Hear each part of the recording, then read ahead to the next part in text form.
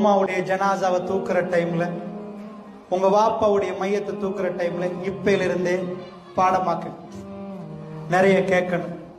அவங்கள கொண்டு போய் கபரில் அடக்கிட்டு வந்த பிறகு அவங்க தனிமை ரசூல்ல சொல்றாங்க, அடக்கிட்டு போக்கல கடைசியா போறவருடைய காலடி சப்தத்தை அல்லாஹ் கேட்க வைப்பான். நம் ஜனாசா எல்லாரும் என்ன விட்டுட்டு போறாங்க. ஒரு காட்டுல நீங்க தனியா இருந்தா எப்படி, அது மாதிரி ஒரு குழியில உங்க உமாவை தனியா போயிருங்க. வளமையா உங்க உமா உங்களுக்கு நிறைய துவா கேட்டிருப்பாங்க. ஜனாசா முன்னாடி வச்ச பிறகு நீங்க உமாக்கு துவா கேட்கிற நாள், ஆம்பளை பிள்ளை உங்க உமாவுக்கு தொழுவிக்கிற ஒரு நாள் வரும். எனக்கு நிறைய நான் இந்த சபையில அடிச்சு சொல்லுவேன், ஒரு ஆளுக்கு கூட இங்க துவா தெரியுமான்னு ஒரு கொஸ்டின் மார்க்ல நான் கேட்பேன். எனக்கு எவ்வளவு ஆச்சரியமா இருக்கு தெரியுமா, ஒரு வாப்பா எவ்வளவு கஷ்டப்பட்டிருப்பாரு உங்களை வளர்க்கறதுக்கு. நீங்க நினைக்காது உங்க வாப்பா உங்களோட இறக்கம் இல்லைன்னு. நைட்டுக்கு வந்து உமாவோட ரகசியமா கேட்பாரு, மகள் என்ன சாப்பிட்டா, மகன் என்ன சாப்பிட்டாங்க, அவங்களுக்கு என்ன வேணும். உம்மாவோட இறக்கம்.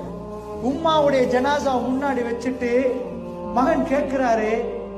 அண்மையில் ஒரு ஜனாசா போன நேரம் பாப்பா லோயர், மகன் நல்லா அவரும் ஒரு லோயர் ஆயிட்டார். ஆனா ஜனாசா தொழுவிக்க தெரியாது, என்ன ஓதணும் தெரியாது. ஜனாசால உம்மாவுக்கு வாப்பாவுக்கு ஒரு ஓதுற துவா வரும். அல்லாஹ் அக்பர் தக்பீரை கட்டினா முதல்ல சூரத்துல் ஃபாத்திஹா, இரண்டாவது அருமை ரசூலுல்லாஹ் மீது ஒரு ஸலவாத், மூணாவது ஒரு துவா இருக்குது, அல்லாஹும்ம அக்ஃபிர் லஹு வர்ஹம்ஹு. கற்பனை பண்ணி பாருங்க உங்க உம்மாக்கு நீங்க கேட்கறது எப்படி இருக்கும். அல்லாஹும்ம அக்ஃபிர் லஹு வர்ஹம்ஹு வஆஃபிஹி வஅஃபு அன்ஹு வஅக்ரிம் நுஸுலஹு வஸி முத்கலஹு. எத்தனை பேர் உம்மாவுக்கு எத்தனை பேருக்கு கேட்க தெரியும்? முன்னாடி உம்மாவை வச்சுட்டு இவ்வளவு நாள் உம்மா உங்களுக்கு நிறைய துவா கேட்டிருப்பாங்க. இதுக்கு மேல இன்னைக்கு அவங்களுக்கு கேட்க இயலாது. நீங்க கேட்கறது தான் உங்களுக்கு பின்னாடி உள்ள மக்கள் கேட்கறதா அங்க சேர போகுது.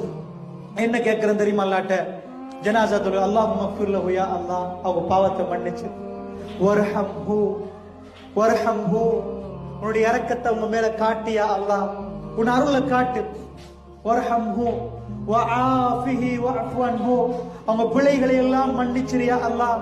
வஅக்ரிம் நுஸுலஹு, அவர்கள் நுழைகிற இடத்தை சங்கையாக்கி விடியா அல்லாஹ். வவஸி முத்கலஹு, அவர்கள் நுழைகிற இடத்தை விசாலமாக்கி விடியா அல்லாஹ்.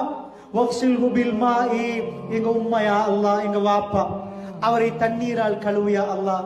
வக்ஸில்ஹு பில் மாஇ வஸ்ஸல்ஜி வல் பரதி, உம்மா முன்னாடி வச்சு நீங்க கேட்கிற துவா, யா அல்லாஹ் தண்ணீராலையும் குளிராலையும் பனிக்கட்டியாலையும் கழுவு. அர்த்தம் என்ன? ஒரு பிள்ளைக்கு மேல அழுக்கப்பட்டிருந்தா கழுவினா துப்புரவாயிருவாங்க.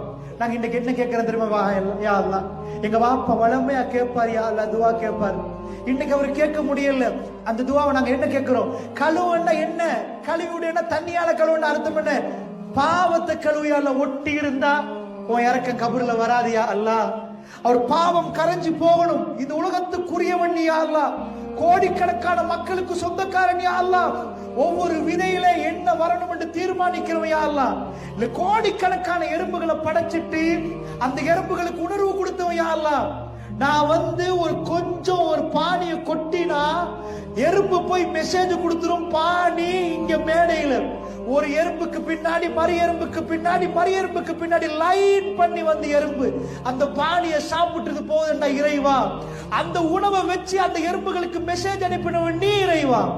பாப்பாவை உம்மாவை வச்சு லாஸ்ட சொல்ல போற இறைவன் அந்த ஏக இறைவன். இந்த உலகத்துல எல்லா மிருகங்களுக்கு சாப்பாடு கொடுத்த இறைவன். காலையில வெறும் வயிற்றோட பறக்கிற பறவைகள் மாலையில வயிறு நிரம்பி பறவுது. எல்லா இடத்திலையும் உணவு இல்லைன்னு எந்த பறவையும் திரும்பி வீட்டுக்கு போவாது. ஒவ்வொரு காலையிலும் வயிறுகள் ஒட்டி போகுது, ஒவ்வொரு மாலையிலும் வயிறுகள் நிரம்பி போகுது. எல்லாத்துக்கும் அண்டண்டைக்கு சாப்பாடு வைத்த இறைவன். அவன் முன்னாடி நின்று சொல்றோம், யா அல்லாஹ் வர்ஹம்ஹு, அவங்களுக்கு ஒரு இரக்கத்தை காட்டியா அல்லாஹ்.